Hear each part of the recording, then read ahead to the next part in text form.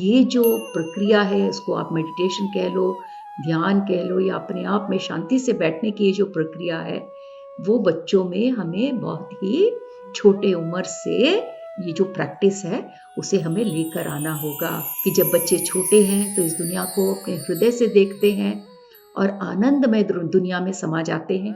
और वही बच्चे जब बड़े होते हैं तो हृदय से देखना बंद करके अपने मन से देखने लगते हैं और मन से देखी हुई दुनिया अहम से भरी रहती है। ब्रह्मानंदम।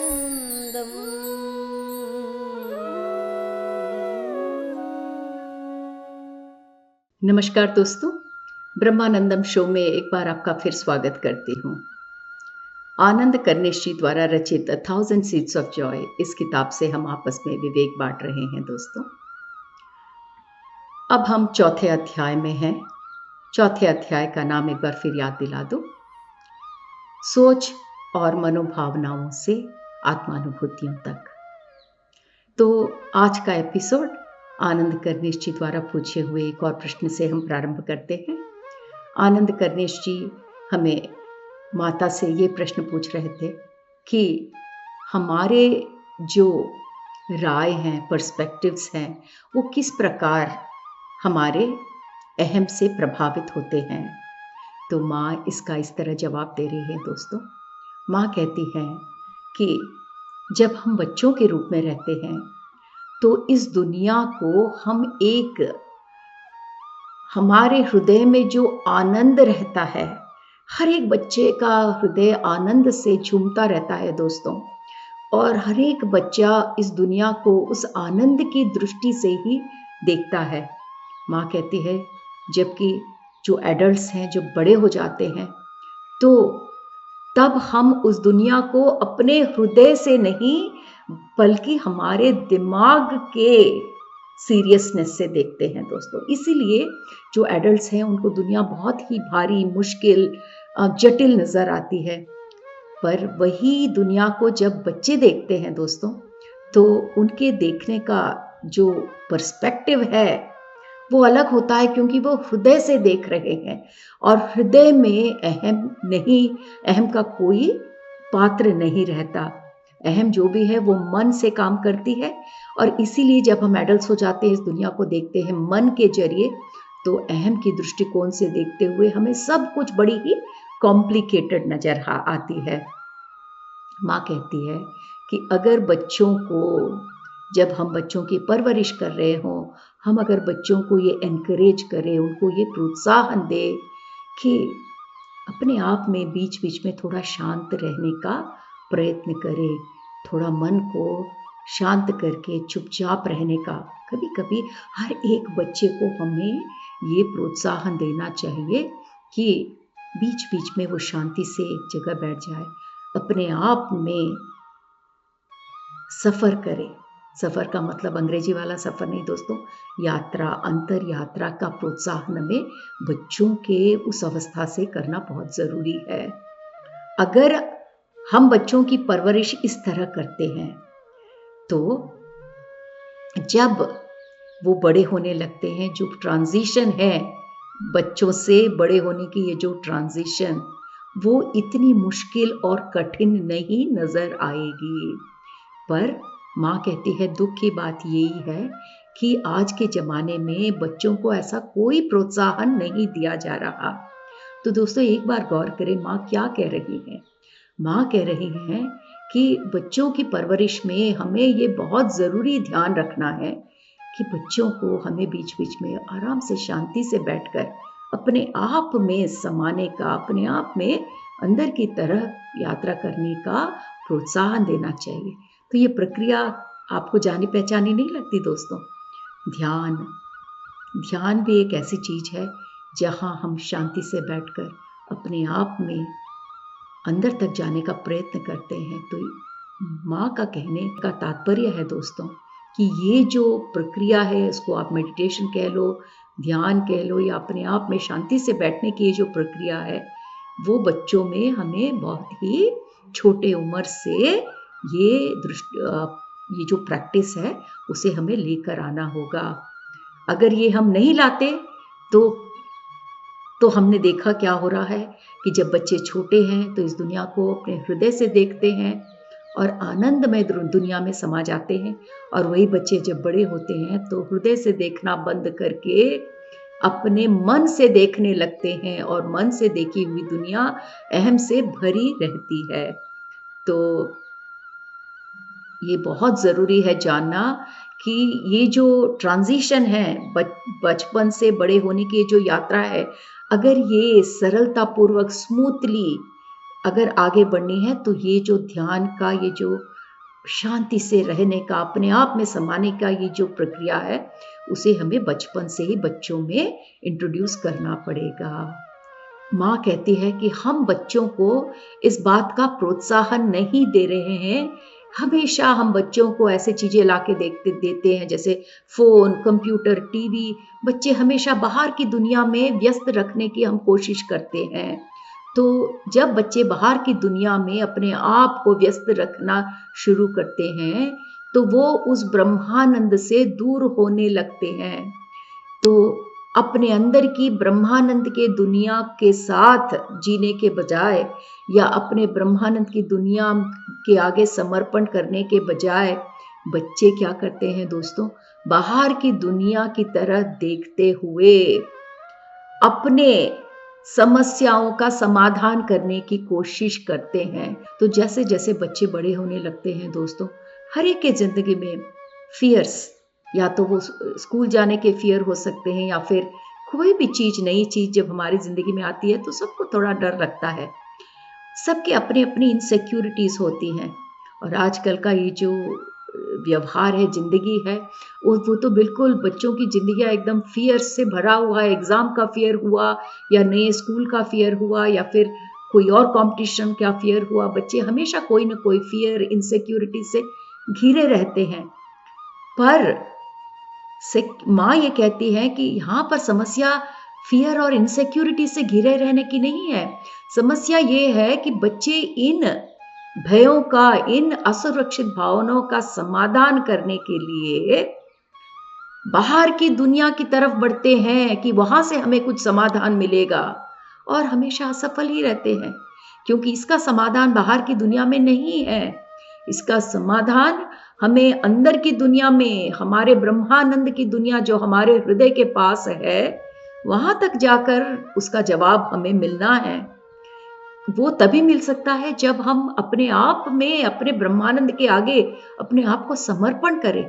और उस समर्पण की भावनाओं को जगाने के लिए बचपन से ही बच्चों को ध्यान सिखाना, शांति से एक जगह बैठना, ये सारी ये जो प्रैक्टिस है, ये साधना है, इसको बचपन से ही हमें बच्चों की जिंदगी में लेकर आना है दोस्तों। और जब हम ऐसा नहीं करते, जैसा कि हम नहीं कर रहे हैं, तो हम देख रहे हैं कि हमारे समाज में हमारे बच्चे अपने आप को कितना असुरक्षित फील कर रहे हैं। सबके अपने अपने भय हैं, वो कोई भी भय हो सकता है। बच्चे दोस्तों, कुछ शताब्दियों या कुछ दशाब्दों पहले तक सिर्फ बड़ों को ही समस्या होती थी। बच्चे आराम से खेल कूद कर अपना आ जाते थे, पर अब ऐसा नहीं है दोस्तों। आप 10 साल के बच्चों को पूछिए, 15 साल के बच्चों को पूछिए, उम्र से कोई संबंध नहीं है, पर सबके अपने अपने भय और इनसिक्योरिटीज हैं, और उसका समाधान वो बाहर की दुनिया में देख रहे हैं जहां उन्हें नहीं मिल सकती। माँ यही कह रही है कि ये जो दुनिया का समाधान है इन भय और असुरक्षित भावनाओं का, ये अंदर समर्पण के द्वारा ही प्राप्त हो सकता है। और ये जो इस दुनिया की तरफ देखने का ये जो एटीट्यूड है बच्चों का, कि हमारा समस्या है तो हम बाहर की दुनिया में इसे कोशिश करें ढूंढने की, तो इसके कारण हमारे जो सोच विचार हैं, हमारे जो बिलीफ सिस्टम्स हैं, वो बिल्कुल एक दूसरे के साथ एकदम कॉम्प्लिकेट होते चले जाते हैं, एक दूसरे पर निर्भर करते चले जाते हैं। तो इसका मतलब ये है कि एक मनोभावना जागृत होती है दोस्तों। हमें भय के कारण, भय एक मनोभावना है, तो एक इमोशन आता है, उसके कारण हमारा सोच विचार, उसको आंसर करने के लिए, उस भय को समाधान करने के लिए हमारी जो सोच व्यवस्था है वो प्रबल होती जाती है। और उस सोच विचार के कारण, ऐसे बिलीफ सिस्टम्स के कारण हमारे जो मन है उसमें हमारे रायें उत्पन्न होने लगती हैं, हमारे परसेप्शंस ऐसे ही शुरू होते हैं दोस्तों। तो माँ कितने अच्छे से हमें बता रही है कि ये जो पूरी श्रृंखला है, ये जो चक्र है, वो कहाँ से शुरू होता है। वो हमारे मनोभावना से शुरू होकर हमारे बिलीफ सिस्टम्स को जागरूक करता हुआ, बनाता हुआ, हमारी रायें, हमारी जजमेंट्स, हमारे अपेक्षाएं, हमारे संकल्प, हमारी पहचान, ऐसे लगातार एक से दूसरा, दूसरे से तीसरा बनता हुआ हमारा जो अहम का जो स्ट्रक्चर है, जो हमने अहम की व्यवस्था हमारे मन में बनाए रखी है, वो और भी प्रबल होती चली जाती है, क्योंकि हम हमारे भयों का समाधान बाहर की दुनिया में देख रहे हैं। और जब बाहर की दुनिया में हम अपने मनोभावनाओं का समाधान करने के लिए अगर हम समाधान बाहर ढूंढते हैं तो इस प्रकार होता है दोस्तों। जैसा कि बताया था कि मनोभावनाओं के कारण हमारे सोच विचार, और जैसे ही हमारे सोच विचार रिपीटेड होते हैं, बार बार वही सोच विचार आने लगते हैं, तो वहाँ हमारे बिलीफ सिस्टम्स शुरू हो जाते हैं। बिलीफ सिस्टम का मतलब क्या है दोस्तों? हमारे सोचने की व्यवस्था। इसका मतलब ये है कि पहले एक बार हम इस प्रकार का सोचते हैं, दोबारा फिर से वैसी परिस्थिति आती है तो दोबारा फिर से वैसा ही सोच विचार आता है। सोच विचार जब रिपीटेड बार बार एक ही तरह का सोच विचार आने लगता है तो वो हमारी बिलीफ सिस्टम बन जाती है दोस्तों। और इसी प्रकार हमारा बिलीफ सिस्टम प्रबल होता चला जाता है, और इन सब का मूल कारण है हमारा अहम। तो जैसे जैसे बच्चे युवा अवस्था में, यंग एडल्ट्स जिसे हम कहते हैं, युवा अवस्था में उसकी तरफ बढ़ने लगते हैं, तो ऐसे स्थिति में उनकी सोच विचार, उनके मनोभावनाएं जो अहम से एकदम कलर्ड होती हैं, इसके कारण बच्चे बाहर की दुनिया में जब समाधान ढूंढना शुरू करते हैं, तब वहीं से शुरू होती है दोस्तों सारे समस्याओं की जड़। तब बच्चे ये चाहते हैं कि वो कुछ भी करे, बाहर की दुनिया उन्हें कहे कि वो बहुत अच्छा कर रही है। तो जैसे जैसे हम देखते हैं कि हमारे बच्चे जो टीनेजर्स हैं, वो हमेशा यही देखते रहते हैं कि उनकी चारों ओर के दोस्त क्या सोचते हैं उनके बारे में, और उनका अप्रूवल उन बच्चों के लिए बहुत मायने रखता है दोस्तों। तो आपने कई बार देखा होगा बच्चों में कि वो फेसबुक पर पोस्ट करते हैं, इंस्टाग्राम में पोस्ट करते हैं, और वो फिर पोस्ट करने के बाद वेट करते रहते हैं। बच्चों की बात नहीं दोस्तों, आजकल तो हम बड़े भी वही कर रहे हैं, पर ये जो है वो बच्चों में, टीनेजर्स में, युवा अवस्था में हम ज़्यादा देख पाते हैं। तो जैसे फेसबुक में एक पोस्ट डाला, वहाँ से वो बैठे देखते रहते हैं कि कितने लाइक्स मुझे मिल रहे हैं। अगर उन्हें लाइक्स नहीं मिलते दोस्तों तो बहुत ही वो सैड हो जाते हैं, बहुत ही दुखी हो जाते हैं। उनकी जिंदगी उनके चारों ओर पर निर्भर है कि कितने उनके दोस्तों ने उनके पोस्ट को लाइक किया, या फिर कितने लोगों ने उनके हाँ में हाँ मिलाया। ये इसलिए क्योंकि जब मन में अहम रहता है दोस्तों, हम कोई भी कार्य अहम से आधारित करते हैं, तो अहम का गुण ही ये है कि उसको पहचान चाहिए। अहम को ये चाहिए कि सारे लोग उसे कहें कि अरे तू बहुत बड़ा है, तू ग्रेट है। उसको पहचान चाहिए, उसको पावर चाहिए। तो आजकल हमारे बच्चे जो भी काम करते हैं वो बिल्कुल अहम से भरपूर है, और क्योंकि ये अहम से रंगा हुआ कार्य है, और अहम हमेशा चाहता है कि चारों ओर की दुनिया से उसे शाबाशी मिले। तो जैसे जैसे शाबाशी मिलती जाती है, उनका जो अंदर का अहम है दोस्तों, वो और भी प्रबल होता जाता है। तो एक चीज से दूसरी चीज देखिए कैसे बढ़ती है।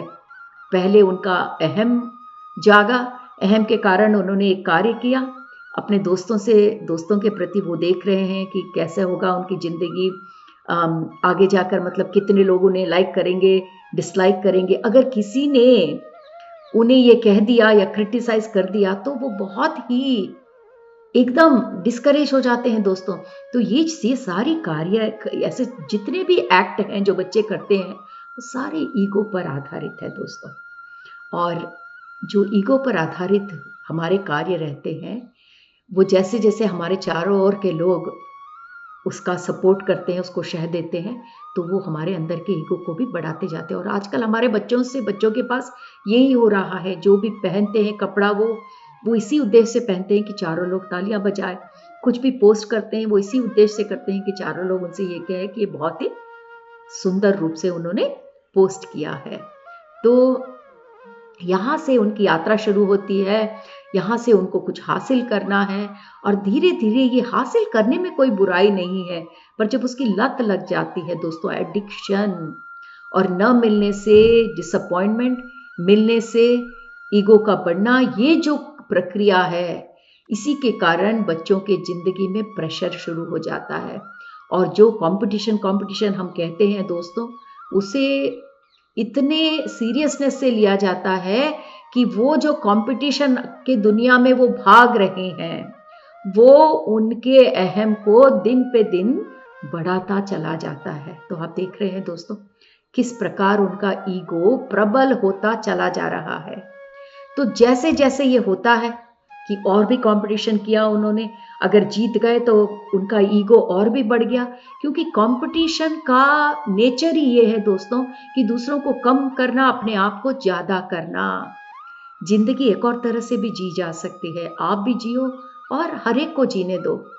पर जिस तरह की जिंदगी हम बच्चों को प्रोत्साहित कर रहे हैं, वहां पर सिर्फ एक ही चीज है कि बेटा, तुम्हें सबसे आगे रहना है। कुछ भी हो जाए, अगले आदमी से तुम्हें एक कदम आगे ही रहना है।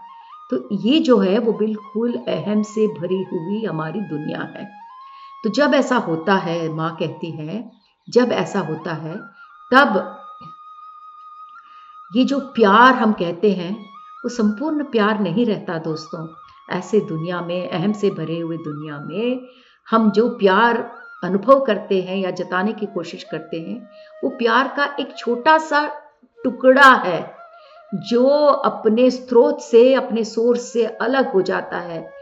तो कई बार हम प्यार अनुभव करते हैं, पर वो बहुत ही टेम्पररी है, क्योंकि वो एक छोटा सा सीमित भाग है प्यार का, जिसका अपने स्रोत से, अपने सोर्स से कोई कनेक्शन ही नहीं है दोस्तों। और क्या होता है, धीरे धीरे समय के साथ ये जो प्यार का नाम, जिस प्यार को हम पनपता हुआ देखना चाहते हैं, वो अहम से भरा हुआ प्यार धीरे धीरे शर्तों से रंग जाता है, कंडीशनल हो जाता है। आप सब ने सुना होगा अनकंडीशनल लव। हम लोग अनकंडीशनल लव के बारे में कितनी बातें करते हैं, उसको कितना महान दर्जा देते हैं, इसीलिए क्योंकि ये पूरी सृष्टि अनकंडीशनल लव, बेशर्त प्रेम पर आधारित है दोस्तों। शर्त वाला प्रेम हम सब समझते हैं कि हम प्रेम करते हैं क्योंकि हम दूसरी तरफ से कुछ पाना चाहते हैं, तो वो एक शर्त पर आधारित है। और ऐसा प्रेम बिल्कुल जजमेंटल होता है। जजमेंटल ही नहीं दोस्तों, ऐसा प्रेम बहुत ही पॉजिटिव का मतलब है हम प्रेम करते हैं क्योंकि हम हासिल करना चाहते हैं। तो ये यहाँ पर पवित्रता एकदम कुछ नहीं है दोस्तों, कुछ पाने के लिए प्यार, कुछ शर्तों पे आधारित प्यार। और ये नहीं, हमारा प्रेम जो जलन से रहता है, आप ही सोचिए, जलने वाला प्रेम। ऐसे कितने प्रेम हमने किए हैं दोस्तों जो जलन पर आधारित हैं। हम किसी को प्रेम करते हैं और हम चाहते हैं कि वो हमारे इशारों पर नाचे, और अगर वो कुछ ऐसा कर दे जो हमें पसंद नहीं है, किसी और से अगर वो अच्छा बात करने लगे, तो हमें जलन होती है। पर ये प्रेम का स्वरूप नहीं है दोस्तों। प्रेम जो होता है वो बेशर्त होता है। अगला आदमी चाहे वो किसी से बात करे या न करे, कुछ दे या न दे, जो बेशर्त प्रेम है, अनकंडीशनल लव है, जो हमारे अनंत स्रोत से हमेशा जुड़ा रहता है, वो किसी पर आधारित नहीं होता।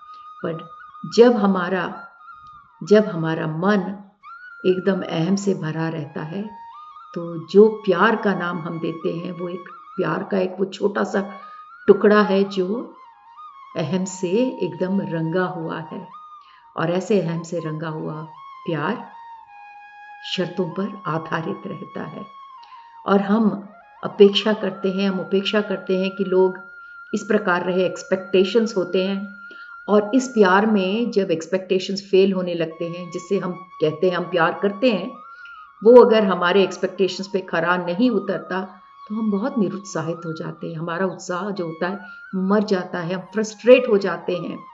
तो ये प्रेम एकदम डिमांडिंग हो जाता है, मतलब हर एक स्तर पर ये प्रेम ऐसा है कि हम हमेशा अगले आदमी से कुछ पाने की वांछा रखते हैं। और ये अगर और अधिक कॉम्प्लिकेट होती जाती है तो ये बहुत वायलेंट भी हो जाती है दोस्तों। कितनी बार हमने पिक्चरों में देखा है, न्यूज़पेपर्स में पढ़ा है कि प्रेमियों के बीच में जब वो अपने प्रियतम को हासिल नहीं कर पाए तो उन्होंने उनके ऊपर एसिड फेंक दिया। प्रेम में ये कौन सा प्रेम है दोस्तों? ये एक ऐसा प्रेम है जो हम प्रेम का नाम देते हैं, पर ये हमारे अनंत स्रोत से कभी का कट गया है ये प्रेम। ये हमारे अहम से रंगा हुआ प्रेम है जो हमेशा कुछ ना कुछ पाना चाहता है, जिसकी हमेशा एक्सपेक्टेशंस होती है। और जब वो एक्सपेक्टेशंस मीट नहीं होती दोस्तों, तो वो बहुत वायलेंस के रूप में हमारे सामने आता है। और ये हमारा बहुत परिचित रूप है प्रेम का। हमने कितने फिल्मों में ये देखा है, और हर फिल्म कोई ना कोई घटनाओं पर ही आधारित रहती है दोस्तों। कितना परम पवित्र प्रेम को हमने एक इतना कॉम्प्लिकेटेड इमोशन में बदल दिया दोस्तों, जहाँ पर आनंद नाम की चीज ही नहीं रहेगी, जहाँ पर सिर्फ नकारात्मक सोच और नकारात्मक मनोभावनाएं और अहम से भरी हुई माया ही है। तो माँ कहती है कि बेटा, तुम्हारा प्रश्न यही था कि ऐसे चीज़ों को हम कैसे घुलाएं, हमारे ऐसे सोचों को, ऐसे मनोभावनाओं को। तो माँ कहती है कि अगर ऐसे मनोभावनाओं से भरित प्रेम को अगर आप डिसॉल्व करना चाहते हैं, तो इसके लिए आपको सचेत रहना पड़ेगा, जागरूकता के साथ रहना पड़ेगा। अंग्रेजी में कहते हैं दोस्तों माइंडफुलनेस। तो ऐसे कई टेक्निक्स हैं माइंडफुलनेस को, जिसको आपको अपनाना पड़ेगा, ताकि पहले आपको ये पहचानना पड़ेगा कि आपके मन में क्या हो रहा है। तो मन को पहचानने के लिए, मन को फील करने के लिए आपके पास आपके शारीरिक संवेदनाएं, बॉडी सेंसेशंस हैं। तो मन के जितनी भी भावनाएं हैं उसे हम अपने बॉडी सेंसेशंस के जरिए फील कर सकते हैं दोस्तों। माँ कहती है कि अपने आप को आत्मानुभूतियां, कौन सी आत्मानुभूतियां? आनंद, करुणा, क्षमा, कृतज्ञता, ऐसे बहुत ही सुंदर आत्मानुभूतियां हैं। उसके सामने अपने आप को समर्पित करके, और ये जो शून्यता है, उस शून्यता में हमेशा उपस्थित रहकर हर एक मनुष्य हमारी ये जो इमोशंस से भरा प्रेम है, जो कॉम्प्लिकेटेड प्रेम है, उसको बेशर्त ब्रह्मानंद से भरित प्रेम में परिवर्तित कर सकता है। तो यहाँ पर 3 चीजें मुख्य हैं दोस्तों। यहाँ पर पहली चीज ये है कि जो प्रेम का रूप हम आज देख रहे हैं, वो एक छोटा सा प्रेम का टुकड़ा है जो अहम के कारण बड़ा ही कॉम्प्लिकेटेड हो गया है। और उस सीमित प्रेम के टुकड़े में आनंद कम और नकारात्मक सोच और नकारात्मक मनोभावनाएं ही ज्यादा है। दूसरा शब्द हमारा है, वो हमारा अल्टीमेट अनकंडीशनल लव, बेशर्त प्रेम, जो हमारे ब्रह्मानंद का प्रेम है। तो इस सीमित प्रेम को अगर हमें ब्रह्मानंद के प्रेम तक परिवर्तन करना है, तो हमें बड़े ही होशियारी से काम लेना पड़ेगा। और वो होशियारी का काम है अपने आप को समर्पित करना, अपने आप को संपूर्ण रूप से समर्पित करके किसके आगे? उस शरीर की संवेदनाएं और उस शून्यता के आगे अपने आप को समर्पित करके इस सीमित प्रेम से, उस ब्रह्मानंद से भरे हुए प्रेम तक हम पहुंच सकते हैं। धन्यवाद दोस्तों। आज का एपिसोड हम यहीं समाप्त करते हैं। अगले एपिसोड में हम जल्दी ही मिलेंगे। धन्यवाद।